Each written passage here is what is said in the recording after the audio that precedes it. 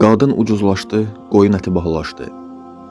Abır həya yoxa çıxdı, yağışlar azaldı. Əxlaqsızlıq çoxaldı, bərəkət azaldı. Çalıb oynamaq çoxaldı, nemətlər azaldı. Bəs biz görəsən harda pozulduq?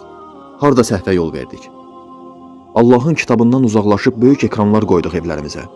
İstər evlərimizdə, istərsə də cibimizdə gəzdirdiyimiz ekranlar bugün böyük fitnə qapısıdır. Seriallarla, filmlərlə, əyləncə adı altında ruhlarımızı zəhərləyirlər.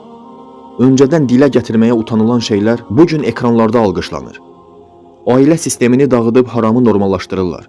Və bunu elə bir ustalıqla edirlər ki, seyr edən insan bunun fərqinə belə varmır. Öncədən zina gizlədilirdi. İndi isə açıq-aşkar senariləşdirilir və bizim evlərimizdə arvad uşaqlarımıza izlədilir. Öncədən məhrəmiyyət qorunurdu, indi isə qınaq obyektinə çevrilib. Və sən də bu çirkabın içinə gülərək girirsən. Zehnini bu çirkin seriallara təslim edirsən. Sənin uşaqlarını o seriallar tərbiyə edirlər. Əxlaqını pozub iffətini unutdururlar. Ənfal surəsində Allah Sübhane və Teala buyurur ki, kafirlər mallarını insanları Allahın yolundan azdırmaq üçün xərcləyərlər. Yəni onlar bugün pullarını əxlaqı çöktürən, iffəti, abır-həyanı unutduran böyük büdcəli seriallara, reklamlara xərcləyirlər. Bu zəhər sadəcə səni və uşaqlarını zəhərləmir. Eləcə də o uşaqlardan gələcək nəsli də abır-həyadan, iffətdən, əxlaqdan uzaqlaşdırır. Və beləliklə də bütün nəsil zəhərlənmiş olur. Bu bir savaşdır. Mərmi ilə deyil, seriallarla edilən savaş.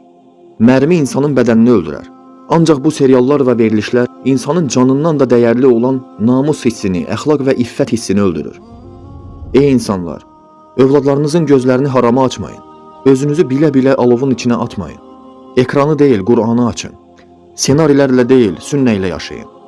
Çünki bugün izlədiyin bir serial səhnəsi sabah sənin həyatına çevrilə bilər. Qızının həyatı izlədiyin o serial səhnələrinə çevrilə bilər.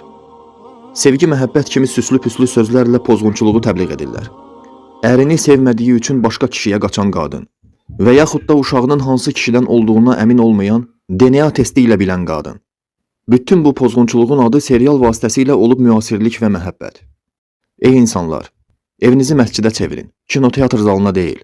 Qəlbinizi Quranla doldurun, serial səhnələri ilə deyil. Unutmayın ki, izlədiyiniz və izlətdirdiyiniz hər şeydən sorğuya çəkiləcəksiniz.